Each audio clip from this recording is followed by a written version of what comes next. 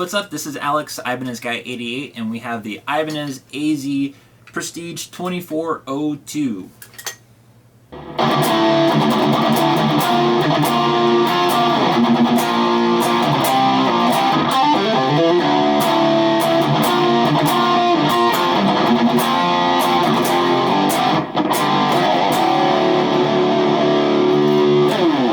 So before we get into the video, just want to let you guys know that Ibanez did not send me this as an endorsed artist. I wanted to actually purchase this myself just to get a true, honest, and unbiased review for everyone who's watching this and for friends who are very curious of this guitar right here. Okay, so let's jump into the features right away. This features Ibanez's S-Tech treated roasted maple neck here. The Prestige is going to be a lot darker as far as color versus the premiums, because the premiums don't go through that S-Tech treated process where it goes through liquid nitrogen, T1000 stuff, which basically dries out the wood so there's no moisture, and it produces a very solid and very bright, snappy kind of attack. It features stainless steel frets, they're jumbo sized, as well as luma inlays, side dots here, so if you're playing in the dark you're not going to have any problems here. Also features oil impregnate bone nut here, so it's supposed to help so you don't have to add any kind of lubrication, but I still find myself doing that. Also includes the Godot Magnum HAP locking tuners here. You are able to stagger them to however you'd like, and the body is made of alder. Most AZs do come with the Seymour Duncan Hyperion set. However, I'm a DiMarzio player, so they needed to go out immediately. I do have the John Papucci set of the Rainmaker and the Dreamcatcher. They sound fantastic, as well as a Godot T1802 bridge. I did change out the knobs too to just your traditional speed knobs. They did come with these black looking interesting knobs, which they look okay, but I'm used to seeing aesthetically the speed knobs, so I decided to just go all chrome all the way. And last but not least, this features Ibanez's super all-access neck joint, which we'll get into in just a bit. So overall impressions, I've had this guitar for quite some time now. There's things I like about it and things I hate about it, and then things I really hate about it. Let's just go over the things that I do like. So in general, it's such a different instrument compared to a lot of my Ibanez's that I do have here. Let me just give you an example. Everything in this entire room has a double locking system, and for the most part has like a wizard neck. So with that said, most of the wizard neck profiles and most of the guitars here usually have a 16.9 inch radius. This one has a 12-inch radius, so definitely feels a lot more vintage feeling in the hand. It's a lot rounder, smoother, and the neck shape overall is just a lot bigger. One thing that I do like about it is the neck, actually. So when I first played it, it felt a little weird. I wasn't sure. I thought maybe I had to return it. But the more I played it, the more I got used to it. It kind of reminds me of when I started playing 7 strings a while back. It felt really unnatural to me. But then by the time I played it for about a couple months, I went back to 6 string and it just kind of felt weird. So this kind of feels like home base for me now. With that said, the neck pocket's seated very tightly, and with the Godot, it has a huge block inside and it just resonates really well acoustically. But I think that's basically it. You know, with the DiMarzios, it sounds really great. The switching options are great. You know, you still have the 5-way here, and then you also have the in-phase, out-of-phase kind of situation going on. But then we come into the big problems, and I ran into my first problems as soon as I actually started playing the guitar, which I have footage of here.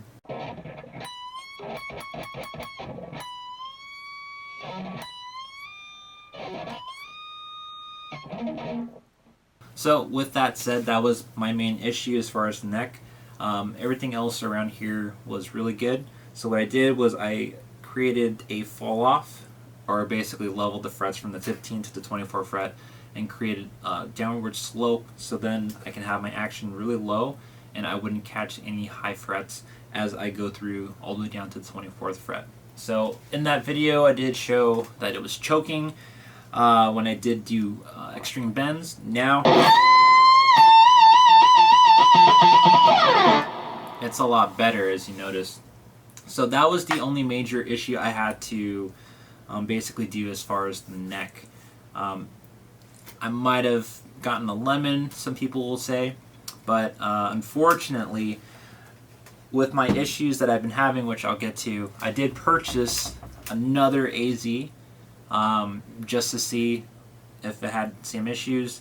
Not as bad as this one, but I did find a few high frets. So that's 2 for 2, both having fretwork done. So with those issues aside, it's intonated. The action was set really nice out of the box. To me, it's a nice instrument. I've been an RG player for about 10 years, going for more, and I'm used to the Wizard neck profile, double locking tremolo. So going to this, it's more of a vintage style with a vintage trem, locking tuners here, and a string tree.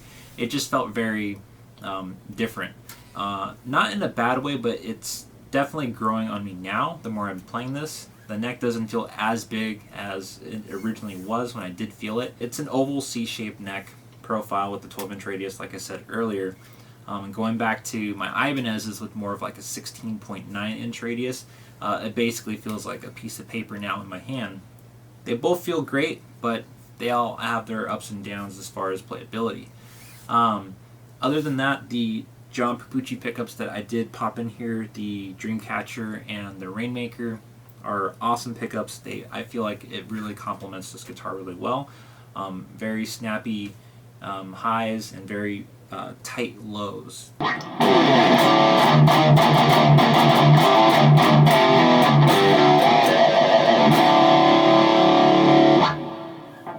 Initially, the main culprit of this is gonna be the tuning. It can't be sugar coated. The tuning stability on here sucks. And I can blatantly say that because I have 2 of the same instrument and they both have the same issues. Now, one got set up at Ibanez, one I did myself, so that really tells you something about these instruments. Maybe I got 2 bad ones out of the other thousands that they do have. I even lubricated the slots here. I lubricated the saddles. I lubricated all points of friction where the string meets. I've even experimented with popping off the string tree, having it over the string tree, taking off the string tree, adjusting the post here as low as I can to get that kind of break angle. Nothing seemed to work. Every time I would use the bar, which you can pull up and down like a normal Floyd Rose, just not as much as you would, you're going to have some really bad tuning issues, especially with the G string and the E string. And this is something that's always like a reoccurring thing for people who do use these type of bridges, like this vintage 2-point style. Like, I'm so tired of it. There's a reason why Floyd made the Floyd Rose, and why a lot of people have licensed Floyd Roses, is because he addressed this issue in his design. Now, some people don't like locking tremolos because they have to adjust with the spring tension, and they have to adjust with the strings, and you're doing this and this and this and this. But once you actually have it all set up, it's solid. I would say like 95% of all my guitars here, they go to 0 point as far as tremolo usage. With this guy, it's like a 50-50, honestly. So what I did to address this is that I actually purchased the Wilkinson locking trem that you can purchase on his direct store on Reverb, and this is a direct swap to this bridge. However, if you do like to pull back on your tremolo unit, you're not going to be able to with the AZ series. The reason for that is that this tremolo has a little bit more material right above where the tremolo arm socket is, and with that it actually sits pretty flush to the body, so you're not going to be able to pull back unless you're willing to actually route, I would say, like a 1/4 of an inch of extra clearance right there at the corner. So what I did was I just used the locking saddles, which is really cool, and I popped it onto the go-to here. I'll try to get a closer shot of it, but basically each saddle has its own Allen screw that it actually locks the string in place. So these are locked in, and then these are locked in. Even though the stability has improved overall, I'm still having a lot of issues. I'm not sure if it's actually just like the Go to Magnum HAPs. I might actually install, because I have a Franca Bowling neck I'm actually refretting right now, and I'm almost done. I have like the original Go to Magnums that you actually lock with the thumb screw here. I might even try to pop the screws back in to see if it works, to see if that helps. Maybe it's just the tuning. I'm not sure at this point. I have my hands up in the air as to why this guitar is out of tune so much. So what does this boil down to? To me, it's a very love-hate situation with this guitar. I would really think this would be like a main guitar that I would use non-stop if it did have my double locking system. I'm talking about like an original Edge Low Pro, or even like a new design where it features, you know, like a locking nut here and locking saddles, just like, you know, most of the other guitars I have here. It's really interesting because like when they were designing the AZ, they basically collaborated with a bunch of top musicians. I think maybe the musicians that they did basically go through like the whole test run, maybe they weren't locking tremolo users, or maybe they just had to compensate by saying, sorry, we can't make something with a double locking tremolo. That's my thing. I want them to make an AZ with double locking. It's becoming a run-on sentence right now for me in this video, but it needs to have a double locking tremolo. I don't care. People that don't like the locking tremolos, that they fight over tuning. I've been fighting tuning with this ever since I've got this. Even with it being corrected, plus or minus, it's still just, it's a pain to work with. So for a lot of people out there where, you know, they have great ears and they're very monotonous as far as tuning goes, you're not going to have a great time with this guitar. Including me, I always thought that fine tuners gave you really, really good, accurate tuning stability and tuning in general. But for this, I go down a little bit. I have to overbend the string. It flattens out. Got to tune it back up. It's right there. Use the bar, and it falls out of tune again. So rinse and repeat. This happens, I'd say, 40% of the time I'm playing this guitar, I'm tuning the guitar. And it shouldn't be like that.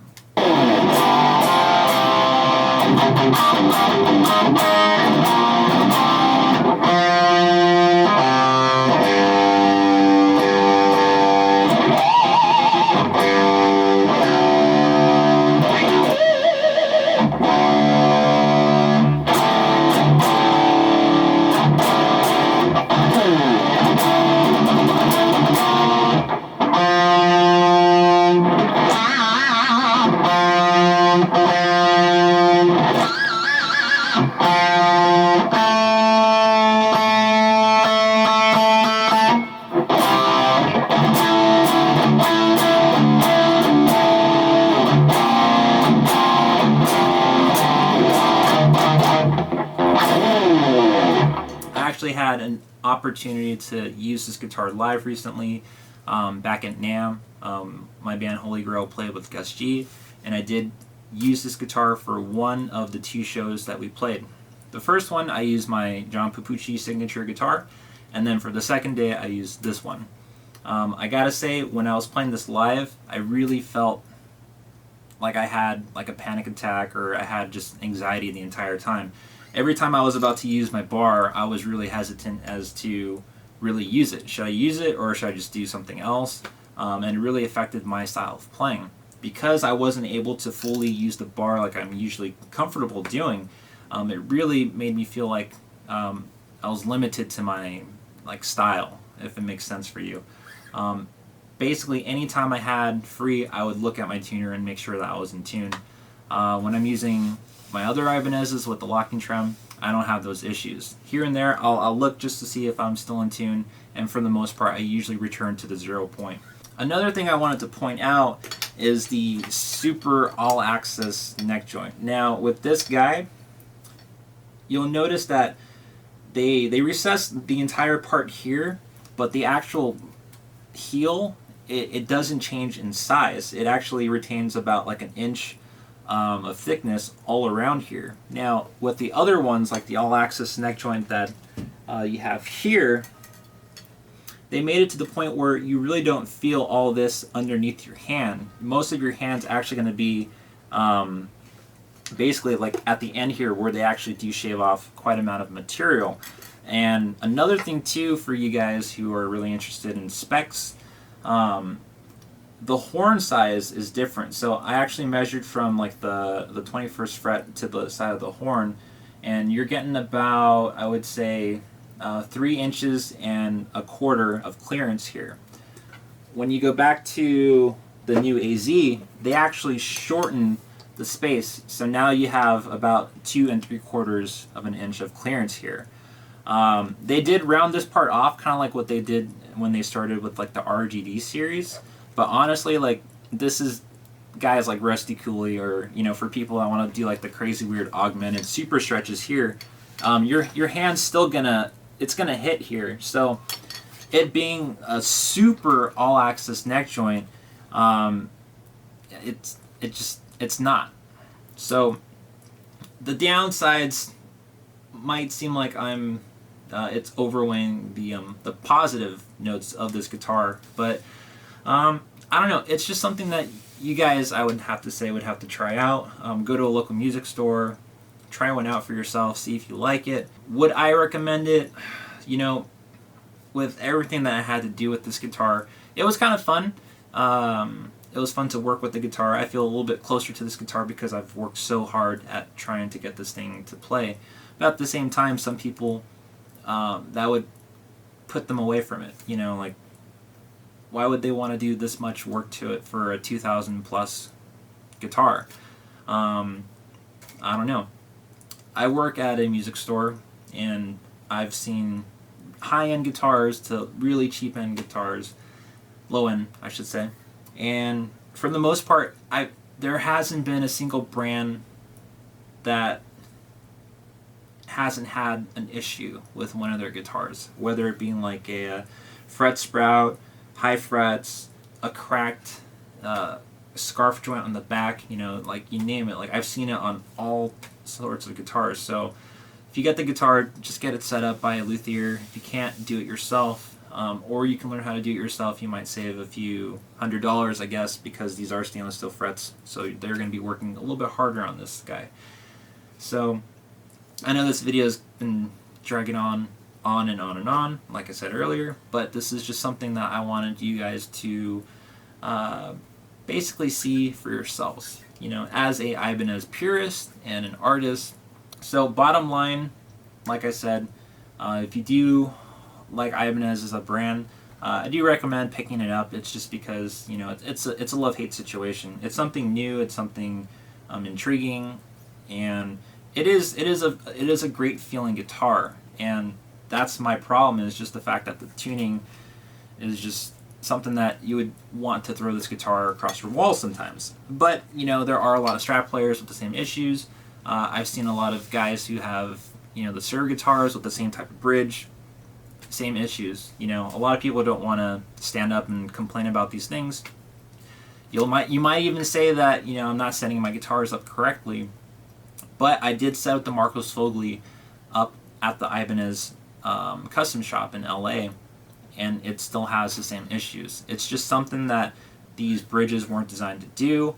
It's designed for like a little, like you're doing a little of a kiss of the tremolo, but for the guys like me that like double locking tremolos, you're gonna have a bad time. With that said, I do hope that you enjoyed this video. I hope it was very informative. I know there was a lot of playing and a lot of talking and a lot of complaining, but this was my 2 cents on what I truly feel the Ibanez AZ is to me.